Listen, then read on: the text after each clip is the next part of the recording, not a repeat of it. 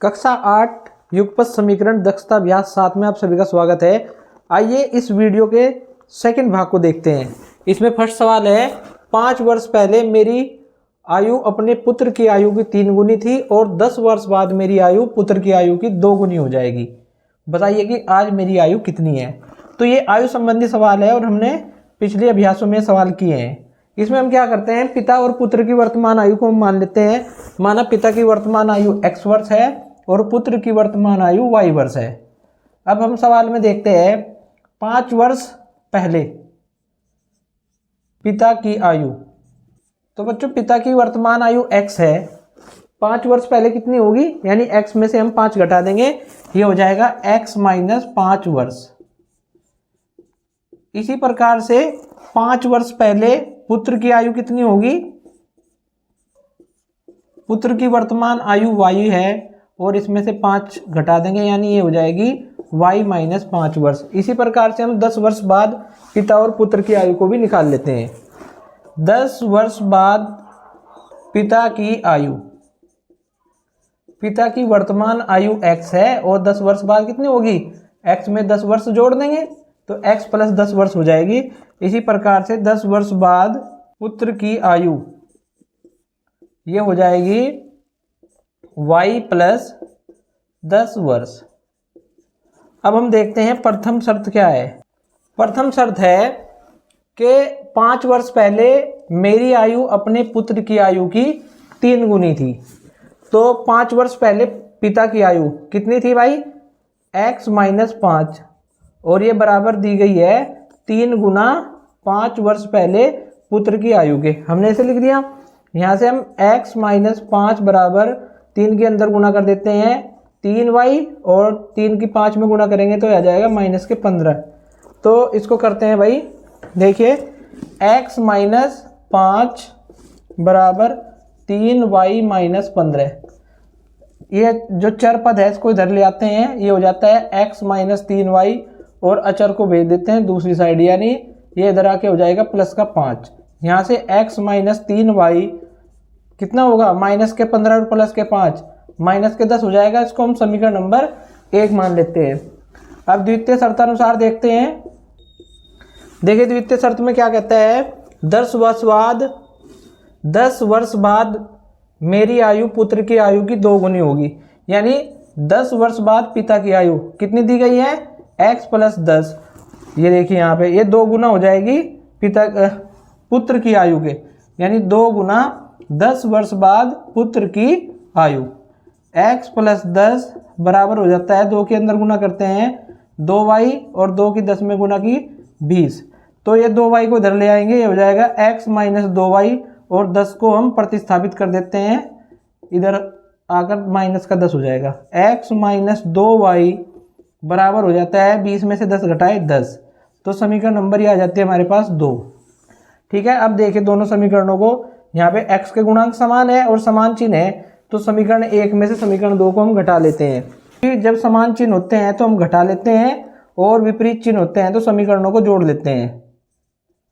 समीकरण 1 है हमारी x माइनस 3y बराबर माइनस 10 और समीकरण 2 है x माइनस 2y बराबर 10। घटाते हैं तो घटाने पर चिन्ह बदल जाएंगे, ये प्लस और ये हो जाएगा माइनस।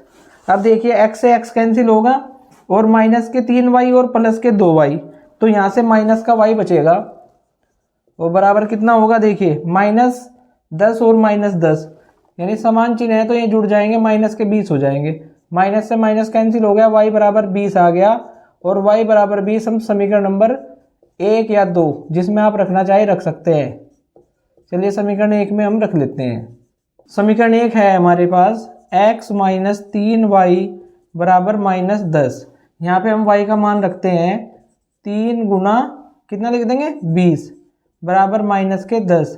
तो x माइनस 60, 20 या 60 हो गया, ये बराबर है माइनस 10 के। इस माइनस 60 को उधर भेज देंगे तो ये प्लस हो जाएगा, यानी माइनस 10 प्लस 60। अब देखिए यहाँ पे विपरीत चिन्ह है, प्लस ये माइनस, तो घटा देंगे, 60 में से 10 को घटाया 50 आ गया। ठीक है भाई, अब हमारे पास y और x दोनों के मान आ गए। अब हमें किसकी आयु बतानी है, कि बताइए कि मेरी आयु कितनी है मेरी, मतलब पिता की आयु बतानी है। तो पिता की आयु हो गई यहाँ पे, हमने x मानी है और x आया है 50, यानी 50 वर्ष।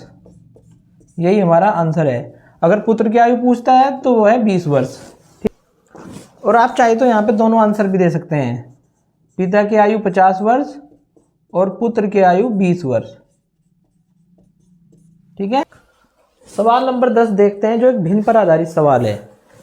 एक ऐसी भिन्न है जिसके अंश से 2 घटाने और हर में 3 जोड़ने पर वह 1/4 हो जाती है, और अंश में 6 जोड़ने और हर को 3 से गुणा करने पर वह 2/3 हो जाती है। भिन्न ज्ञात कीजिए। तो भिन्न के सवाल में हम क्या करते हैं, सबसे पहले तो भिन्न का अंश और हर मान लेते हैं। माना भिन्न का अंश बराबर x और हर बराबर y, ये हमने मान लिया। अब आप जानते ही हैं कि भिन्न बराबर क्या होता है, भिन्न बराबर होता है अंश बटे हर। तो अंश हमारा है x और हर है y, तो भिन्न हो गई हमारी x बटे y। इसको हम समीकरण नंबर 1 मान लेते हैं। प्रथम शर्त देखते हैं भाई क्या है, सवाल को पढ़िए ध्यान से। सवाल में दिया गया है एक ऐसी भिन्न है जिसके अंश से 2 घटाने और हर में 3 जोड़ने पर वह 1/4 हो जाती है। तो अंश से 2 घटाने, यानी अंश से हमने 2 घटा दिया और हर में 3 जोड़ने, हर में 3 जोड़ने पर वह बराबर हो जाती है 1/4 के। ठीक है, समझ में आ गया। अब इस 4 की गुणा x - 2 में करेंगे और y + 3 की गुणा होगी 1 में, तिर्यक गुणा कर देंगे। करिए 4 की गुणा करते हैं x - 2 में और 1 में करेंगे हम y + 3 की गुणा। 4 की गुणा की 4x - 4 दूनी 8। ऐसे ही 1 की गुणा जब y + 3 में करेंगे तो हमें y + 3 ही मिलेगा। अब यहाँ से जो चर पद है इसको हम इधर ले आएंगे और अचर को भेज देंगे एक साइड में। तो 4x माइनस ये हो जाएगा y और -8 इधर आके हो जाएगा प्लस। ठीक है, क्या हो गया भाई, ये हो जाता है 4x - y बराबर 8 और 3 11, यानी इसको हम समीकरण नंबर 2 मान लेते हैं। ठीक है, अब हम द्वितीय शर्तानुसार देखते हैं। द्वितीय शर्त है अंश में 6 जोड़ने और हर को 3 से गुणा करने पर वह 2/3 हो जाती है। तो अंश हमारा x है, इसमें 6 जोड़ेंगे और हर को करेंगे 3 से गुणा, 3 गुणा y, और ये बराबर हो जाती है 2/3 के। तो इस 3 की गुणा यहाँ पे करेंगे और 3y की गुणा होगी 2 में। करिए 3 गुणा x + 6 बराबर 2 गुणा 3y। ठीक है, अब 3 की गुणा की 3x और 3 की गुणा 6 में करेंगे, 3 × 18 बराबर 2 तिया 6y। ठीक है, अब हम क्या करते हैं, इस चर को ले आते हैं इधर, ये हो जाता है 3x - 6y, ये 6y इधर आके माइनस हो जाएगा और 18 को उधर भेज देंगे तो -18 होगा। इसको समीकरण नंबर 3 मान लेते हैं। अब हम यहाँ पे देखते हैं x का जो गुणांक है 4 है, यहाँ पे 3 है, और y का गुणांक यहाँ 1 है, यहाँ पे 6 है। तो यहाँ पे y के गुणांक हम समान करते हैं, समीकरण 2 में 6 से गुणा कर लेते हैं। समीकरण 2 में 6 से गुणा करने पर समीकरण 2 है हमारी 4x - y बराबर 11। इसमें करिए 6 से गुणा, 6 की गुणा 4x में करेंगे तो ये आ जाएगा 6 × 4 = 24x, 6 की गुणा y में की तो ये आ गया 6y, और 6 की गुणा 11 में की 11 × 6 = 66। अब ये आ गई समीकरण नंबर 4। अब ये समीकरण 2 से हमें समीकरण 4 मिली है, तो 2 का काम हो गया खत्म। अब हम देखते हैं यहाँ पे समीकरण 6y - 6y, यानी यहाँ पे -6y समान है, समान गुणांक हो गए y के। तो समीकरण 3 में से समीकरण 4 को हम घटा लेते हैं। जब समान चिन्ह होते हैं तो हम समीकरण को घटा लेते हैं। समीकरण 3 माइनस समीकरण 4, इसको लिखते हैं यहाँ पे। समीकरण 3 है 3x - 6y बराबर -18, और समीकरण 4 है हमारी 24x - 6y बराबर 66। अब देखिए घटाते हैं तो ये माइनस, ये प्लस और ये फिर माइनस। अब 3x में से हमने 24x घटाए तो माइनस के 21x बचेंगे, ये -6y, ये प्लस का 6y कैंसिल हो गया। अब यहाँ पे देखिए भाई माइनस के 18 और माइनस के 66 कितने हो जाते हैं, ये हो जाते हैं माइनस के 84। अब माइनस से माइनस कैंसिल कर देते हैं, x का मान यहाँ से आ जाता है 84/21, यानी 21 चौक 84, 4 आ जाता है x का मान। x बराबर 4, x बराबर 4 हम समीकरण 2 या 3 में रख लेते हैं। x बराबर 4 समीकरण 2 में रखने पर समीकरण 2 है 4x माइनस वाई बराबर 11। तो यहाँ पे हम x का मान लिखते हैं, कितना है 4 माइनस वाई बराबर 11। तो देखिए भाई 4 चौक 16 माइनस वाई बराबर 11। अगर यहाँ से हम माइनस वाई का मान निकालें, इस 16 को हम इधर भेज देंगे बराबर से दूसरी तरफ, तो माइनस के 16 हो जाएगा। तो यहाँ से माइनस वाई बराबर 11 में से 16 घटाए तो माइनस के 5। वाई का मान निकालने के लिए माइनस से माइनस कैंसिल कर दिया, तो y बराबर आ जाता है हमारे पास यहाँ से 5। अब हमारे पास x और y दोनों के मान आ गए, ये x का मान है और ये y का। तो हम अब भिन्न निकाल लेते हैं। भिन्न बराबर है x बटे y। तो x का मान आया है हमारा 4 और y का मान आया है 5। तो भिन्न है हमारी 4 बटे 5, यही आंसर है। ठीक। सवाल नंबर 11 देखते हैं। यदि पिता की आयु में उसकी पुत्र की आयु का 2 गुना जोड़ा जाए तो योगफल 70 होता है, और यदि पुत्र की आयु में पिता की आयु का 2 गुना जोड़ा जाए तो योगफल 95 होता है। पिता और पुत्र की आयु ज्ञात कीजिए। तो पिता और पुत्र की वर्तमान आयु हमें ज्ञात करनी है, उसको ही हम मान लेते हैं। माना पिता की वर्तमान आयु बराबर x वर्ष। इसी प्रकार पुत्र की वर्तमान आयु को मान लेते हैं बराबर y वर्ष। प्रथम शर्त देखते हैं भाई क्या है। ये कहता है कि यदि पिता की आयु में उसके पुत्र की आयु का 2 गुना जोड़ा जाए तो योगफल 70 होता है। तो पुत्र की आयु का 2 गुना जोड़ना है पिता की आयु में। पिता की आयु हमने x माननी है और उसमें हम 2 गुना पुत्र की आयु जोड़ते हैं तो योगफल आता है 70, यानी x प्लस 2y बराबर 70। यह समीकरण बनती है, इसको हम समीकरण नंबर 1 मान लेते हैं। अब द्वितीय शर्त देखते हैं क्या है। द्वितीय शर्त में कहता है यदि पुत्र की आयु में पिता की आयु का 2 गुना जोड़ा जाए तो योगफल 95 होता है। तो पिता की आयु का 2 गुना जोड़ना है अब हमें पुत्र की आयु में, तब योगफल आता है हमारा 95, यानी 2x प्लस वाई बराबर 95। समीकरण नंबर बनती है हमारी 2। अब देखिए हमें गुणांक समान करने हैं, या तो x के कर लीजिए या y के। x के करते हैं तो समीकरण 1 को हमें 2 से गुणा करनी पड़ेगी, गुणांक समान हो जाएंगे। समीकरण 1 में 2 से गुणा करने पर चलिए समीकरण 1 उतार लेते हैं, x प्लस 2y बराबर 70, और इसमें करते हैं 2 से गुणा। 2 की गुणा x में की, ये बन जाता है 2x, और 2 की गुणा 2y में करेंगे तो ये बन जाएगा 2 दूनी 4y। 2 की गुणा 70 में करेंगे ये बन जाएगा 140। इसको समीकरण नंबर 3 मान लेते हैं। अब हमें समीकरण 2 और 3 को हल करना है, क्योंकि समीकरण 1 से ही समीकरण 3 आई है।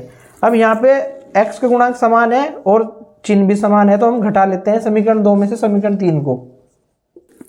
समीकरण 2 है 2x प्लस वाई बराबर 95, और समीकरण 3 है 2x प्लस 4y बराबर 140। घटाइए, चिन्ह बदलेंगे, माइनस माइनस। अब 2x में से 2x घटा, ये कट जाएगा, यानी शून्य आ गया। 1y में से 4y घटाते हैं तो माइनस के 3y आता है। इस प्रकार से 95 में से घटाएंगे 140 तो विपरीत चिन्ह है, घट जाएगा, और माइनस में आंसर आएगा, यह आएगा माइनस के 45। अब माइनस से माइनस कैंसिल कर दिया, y का मान आ जाता है यहाँ से 45 बटे 3। 3 से 45 को काटिए, 15 तिया 45, यानी 15 आ जाएगा y का मान। y का मान 15 आप समीकरण 1 2 रखते हैं, y बराबर 15 समीकरण नंबर 2 में रखने पर। समीकरण 2 है हमारी 2x प्लस वाई बराबर 95। यहाँ पे y का मान रखेंगे, y का मान 15 बराबर 95, तो 2x, इस 15 को हम इधर भेज देते हैं, ये माइनस हो जाएगा इधर आके। तो 2x बराबर 95 में से 15 घटाए कितना आ गया 80। यहाँ से x बराबर आ जाएगा 80 बटे 2, ये गुना में है, बटा में चला जाएगा, तो x बराबर आ जाता है 40। ठीक है, अब हम आंसर दे देंगे। पिता की वर्तमान आयु कितनी मानी थी हमने x, ये आ गई 40 वर्ष। इसी प्रकार से पुत्र की वर्तमान आयु ये हमने y मानी थी, और y का मान आया है हमारा 15, यानी 15 वर्ष।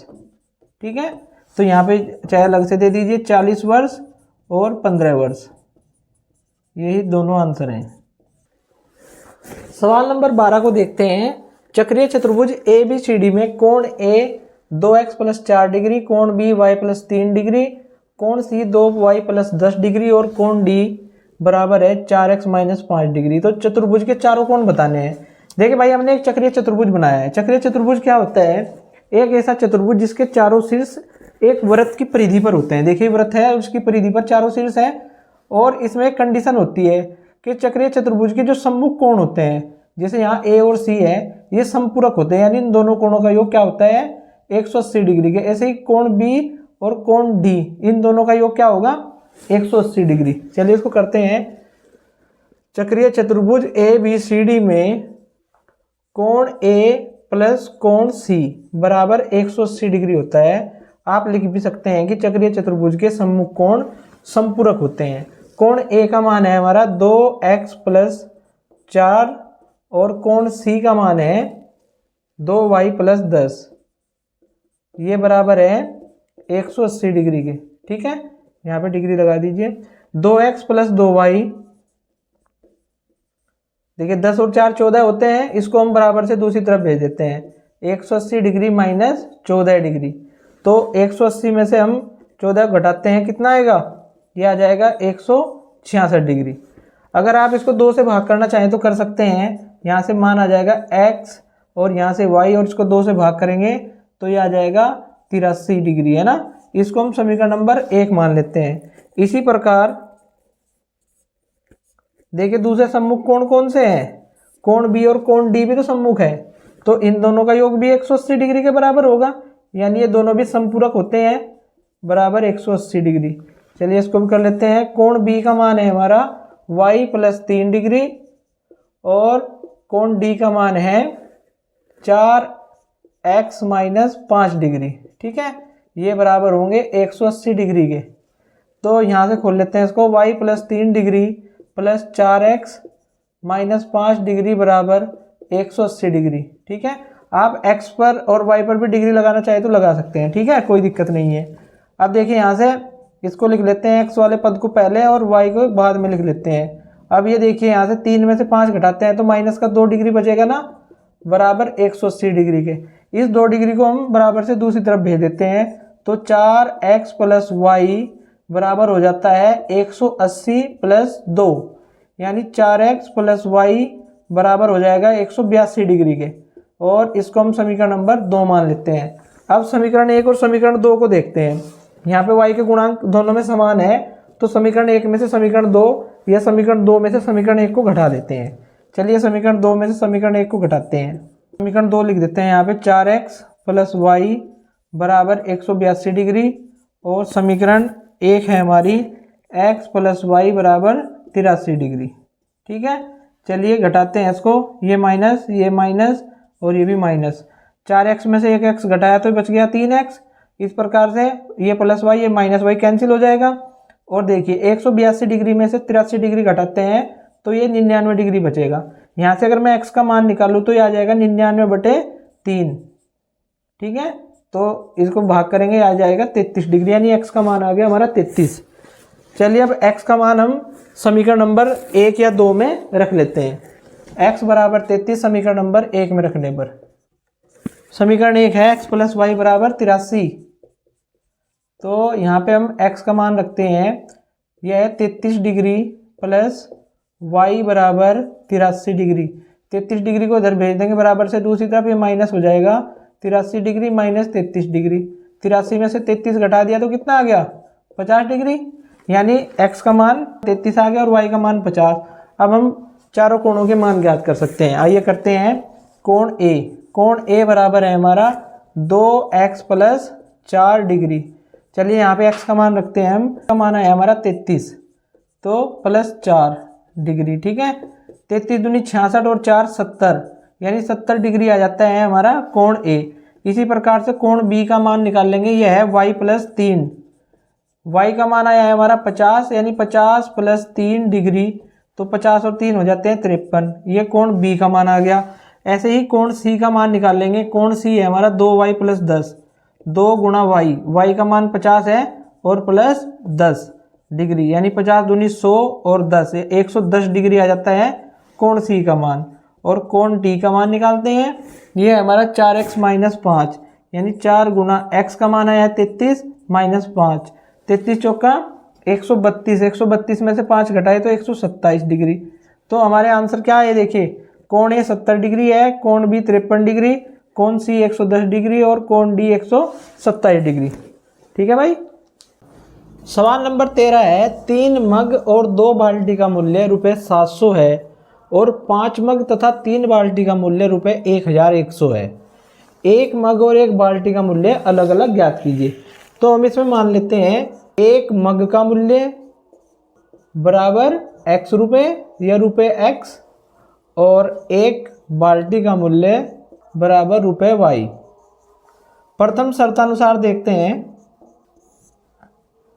3 मग और 2 बाल्टी का मूल्य ₹700 है। जब एक मग का मूल्य x है तो 3 मग का मूल्य कितना होगा 3x और 2 बाल्टी का मूल्य, एक बाल्टी का मूल्य y है तो 2 बाल्टी का मूल्य 2y हो जाएगा। और इसने बताया है सवाल में 3 मग और 2 बाल्टी का मूल्य ₹700 है, तो इसको हम समीकरण नंबर 1 मान लेते हैं। इसी प्रकार द्वितीय शर्तानुसार देखते हैं, 5 मग और 3 बाल्टी का मूल्य ₹1100 है। एक मग का मूल्य x है तो 5 मग का मूल्य हो जाएगा 5x और 3 बाल्टी का मूल्य हो जाएगा 3y और ये बराबर दिया है 1100 के। इसको हम समीकरण नंबर 2 मान लेते हैं। अब हम यहाँ पर गुणांक देखते हैं, x के गुणांक ये 3 है, यहाँ पे 5 है, यहाँ पे 2 और 3। अगर हम यहाँ पे x का गुणांक बराबर करते हैं तो इस समीकरण को हम 5 से गुना करेंगे तो ये 15 हो जाएगा गुणांक, और इस समीकरण को करेंगे 3 से गुना, ये 15 हो जाएगा। या अगर y के गुणांक बराबर करने हैं तो इसको 3 से करेंगे 6 हो जाएगा, इसको 2 से गुना करेंगे तो 6 होगा। चलिए हम करते हैं समीकरण नंबर 1 में कर लेते हैं 3 से गुना, यानी y के गुणांक समान कर लेते हैं। समीकरण 1 है हमारी 3x प्लस 2y बराबर 700। इसको हमने 3 से गुना की, 3 की गुना 3x में करेंगे तो ये हो जाएगा 9x और 3 की गुना 2y में करेंगे तो हो जाएगा 3 दूनी 6y, 3 की गुना 700 में करेंगे तो ये आ जाएगा 2100। इसको हम समीकरण नंबर 3 कह देते हैं। इसी प्रकार से क्योंकि y के गुणांक समान करने हैं तो इस समीकरण को हम करेंगे 2 से गुना, समीकरण 2 को 2 से गुना करने पर। अब समीकरण 2 देख लेते हैं भाई, 5x प्लस 3y बराबर 1100। इसमें हम 2 से गुना करते हैं, 2 की गुना 5 में करते हैं 10 और ये x आ गया। अब 2 की गुना 3y में करेंगे तो 2 तिया 6y, 1100 में 2 की गुना करते हैं तो ये आ जाता है 2200। इसको हम समीकरण नंबर 4 मान लेते हैं। अब हम समीकरण 3 और 4 में देखते हैं, यहाँ y के गुणांक समान हो गए तो समीकरण 4 में से समीकरण 3 को हम घटा लेंगे, क्योंकि जब समान चिन्ह होता है ना तो हम घटा लेते हैं जिससे चर का विलोपन हो जाता है समान गुणांक वाले। तो समीकरण 4 में से समीकरण 3 को घटा लेंगे। समीकरण 4 है हमारी 10x प्लस 6y बराबर 2200 और समीकरण 3 है 9x प्लस 6y बराबर 2100। घटाने पर चिन्ह बदल जाएंगे, ये माइनस हो जाएगा, ये प्लस का माइनस और ये भी माइनस। देखिए 10x में से 9x घटाते हैं तो यहाँ पे x बचेगा और ये प्लस के 6y, ये माइनस के 6y कैंसिल हो जाएंगे। अब 2200 में से 2100 घटाया तो यहाँ पे 100 बच गए, यानी x का मान 100 आ गया हमारा। और x के मान को हम समीकरण नंबर 1 या 2 में रखकर y का मान प्राप्त कर लेंगे। x बराबर 100 समीकरण नंबर 1 में रखने पर। समीकरण 1 है हमारी 3x प्लस 2y बराबर 700। यहाँ पे x की जगह पे क्या रखेंगे 100, तो प्लस के 2y बराबर 700। तो 3 की गुना 100 में करते हैं तो ये आ जाता है 300 और प्लस 2y बराबर 700 के, और यहाँ से 2y बराबर आ जाएगा 700। ये 300 को इधर भेज देंगे तो माइनस हो जाएगा, तो माइनस के 300। तो 2y बराबर 700 में से 300 घटाए तो 400 आ गया भाई। यहाँ से जब हम y का मान निकालते हैं तो ये आ जाता है 400/2। अब y को हम मान निकालने के लिए 400 को 2 से भाग करते हैं तो आ जाता है 200। तो अब हमारे पास x और y के मान आ गए। हम यहाँ पे आंसर दे देंगे एक मग का मूल्य बराबर रुपये x, और x का मान कितना आया है, x का मान आया है हमारा 100, यानी मग का मूल्य है 100 रुपये, और एक बाल्टी का मूल्य ये हमने y माना था, और y का मान आया है 200, यानी रुपये 200। ठीक है, तो आप यहाँ पे आंसर दे सकते हैं रुपये 100 और रुपये 200। सवाल नंबर 14 देखते हैं। इस समय ए की आयु बी की आयु से 2 गुनी है और 8 वर्ष बाद उनकी आयु 7:4 के अनुपात में हो जाएगी। इस समय प्रत्येक की आयु कितनी है? तो हम ए और बी की आयु को मान लेते हैं। माना ए की आयु x वर्ष है इस समय, यानी इसको लिख लेते हैं माना ए की वर्तमान आयु बराबर x वर्ष, और बी की वर्तमान आयु को मान लेते हैं y वर्ष। प्रथम शर्तानुसार देखते हैं क्या है। ए की आयु बी की आयु से 2 गुनी है, यानी ए की आयु x बराबर है बी की आयु से 2 गुनी, यानी x बराबर होता है 2 गुना y के। तो इस 2y को हम इधर ले आते हैं, x माइनस 2y बराबर 0, ये समीकरण 1 हो जाती है। अब द्वितीय शर्तानुसार देखते हैं। 8 वर्ष बाद उनकी आयु 7:4 के अनुपात में हो जाएगी। तो 8 वर्ष बाद आयु निकाल लेते हैं। 8 वर्ष बाद ए की आयु कितनी होगी, x प्लस 8 वर्ष, और अनुपात 8 वर्ष बाद बी की आयु कितनी हो जाएगी, y प्लस 8 वर्ष, और इनका अनुपात कितना दिया इसने, 7:4। इनको बटे में लिख लेते हैं, यानी x प्लस 8 बटे y प्लस 8, ये बराबर है 7/4 के। तो इस 4 की गुना x प्लस 8 में और y प्लस 8 की गुना हो जाएगी 7 में। तो करते हैं भाई, 4 गुना x प्लस 8 और 7 गुना y प्लस 8, अंदर गुना करेंगे। 4 की गुना x में की 4x, और 4 की गुना 8 में की 4 × 32। इसी प्रकार से 7 की गुना y में की 7y, और 7 की गुना 8 में करते हैं 7 × 56। चर को एक साइड में कर लेंगे और अचर को दूसरी साइड। तो ये हो जाएगा 4x माइनस 7y बराबर 56। 32 को इधर ले गए, ये माइनस का हो गया, तो यहाँ से बन जाता है 4x माइनस 7y बराबर 24। इसको हम समीकरण नंबर 2 मान लेते हैं। अब आप समीकरण 1 और 2 को देखिए।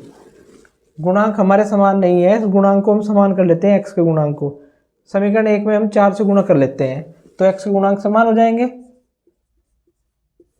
समीकरण 1 है हमारी x माइनस 2y बराबर 0, इसको हम 4 से गुणा करेंगे।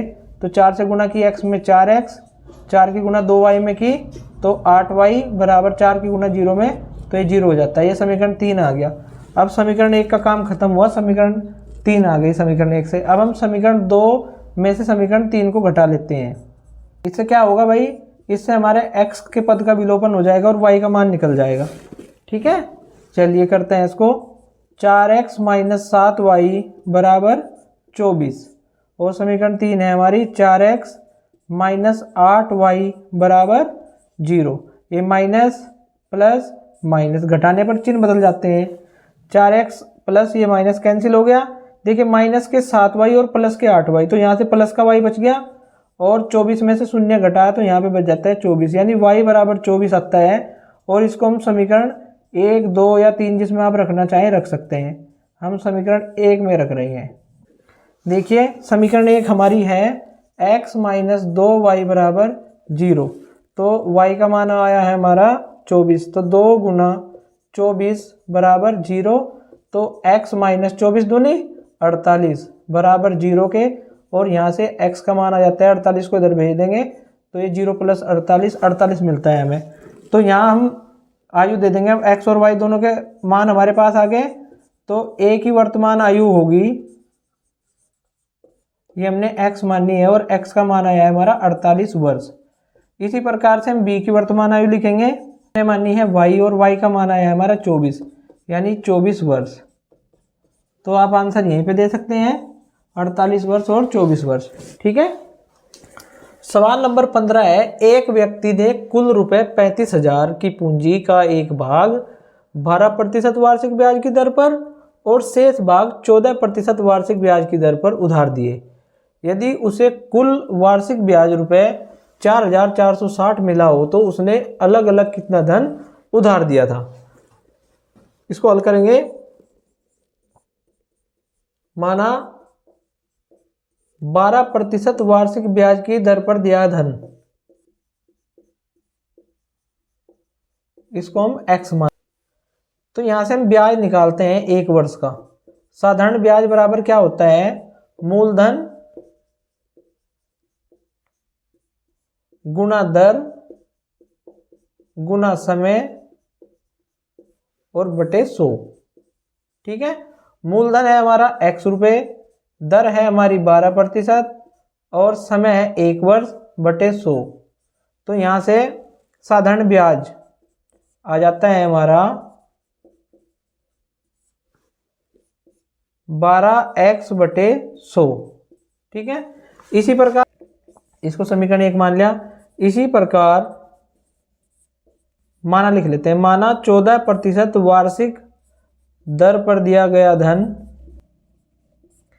ये कितना है, इसको हम y रुपए मान लेते हैं। ठीक है, y। तो यहां से साधारण ब्याज निकाल लेंगे हम, ये हो जाता है हमारा मूलधन गुना दर गुना समय। मूलधन अब y है और दर है हमारी 14% और गुना समय 1 वर्ष बटे 100। तो यहाँ से ये आ जाता है 14y बटे 100। इसको समीकरण नंबर 2 मान लेते हैं। अब देखते हैं प्रथम शर्त क्या है हमारी।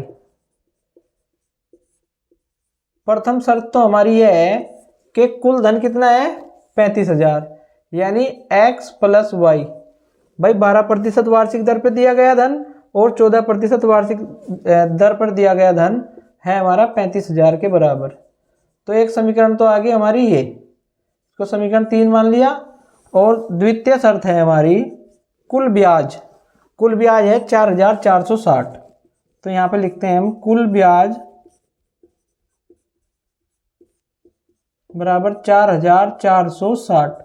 अब देखिए ब्याज हमने 2 प्रकार से निकाला, 12% वार्षिक ब्याज की दर से तो ये आया 12x बटे 100 और 14% वार्षिक ब्याज की दर से आया है 14y बटे 100। इसको यहाँ पे लिखते हैं 12x बटे 100 और प्लस 14y बटे 100 बराबर 4,460।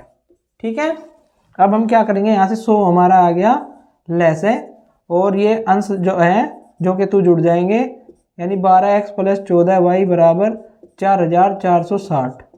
अब इस 100 की गुना इधर हो जाएगी तो यह आ गया हमारा 12x प्लस 14y बराबर 4,460 गुना 100।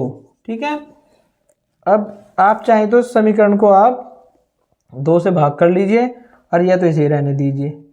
चलिए 2 से इसको भाग कर लेते हैं, ये आ जाएगा 6x और 14 को 2 से भाग किया 7 और ये y और यहाँ पे आएगा 2 दूनी 4, 2 दूनी 4, 2 तिया 6, 0 और 2 0 ये लग जाएंगे भाई 100 से गुना करने पर। तो इसको हम समीकरण नंबर 4 मानते हैं। अब देखिए हमारी समीकरण 3 और 4 को देखिए आप, गुणांक कोई भी समान नहीं है, यहाँ पे x के गुणांक समान करते हैं और इस समीकरण को हम 6 से गुना कर लेते हैं। समीकरण 1 में 6 से गुना करने पर,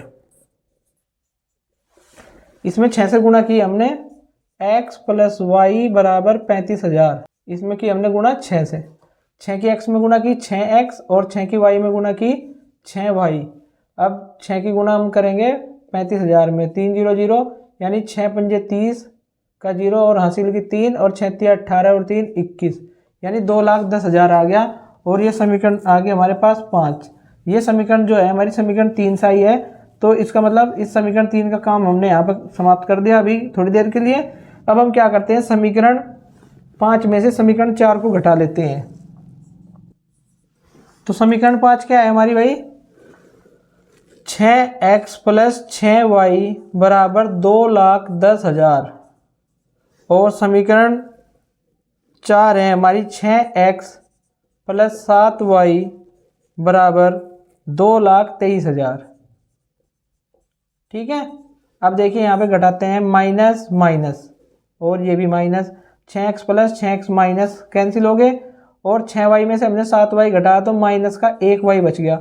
अब 2,10,000 में से 2,23,000 घटाएंगे तो माइनस के 13,000 बचेंगे यहाँ पे। ठीक है, माइनस से माइनस कैंसिल कर यानी y का मान आ गया हमारा 13,000।